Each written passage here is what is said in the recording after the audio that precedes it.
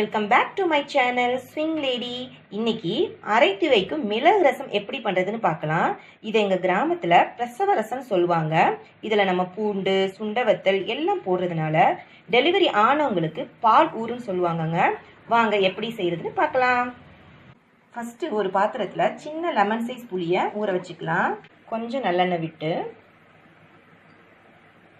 மிளகு, மல்லி,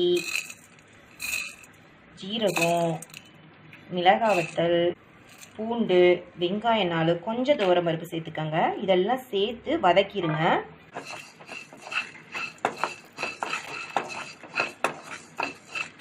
தக்காளியோட இதை மிக்சியில் போட்டு அரைச்சிக்கலாம். இப்போ அரைச்சி வச்சதை புளி கரைசலோட சேர்த்துக்கலாம். இப்போ கொஞ்சம் எண்ணெய் விட்டு சொண்டவத்தில் வதக்கிக்கலாம். இப்போ பூண்டையும் பொன்னிறமாக வதக்கிடுங்க. இப்போ கொஞ்சம் பெருங்காயத்தூளும் மஞ்சத்தூளும் சேர்த்துக்கோங்க.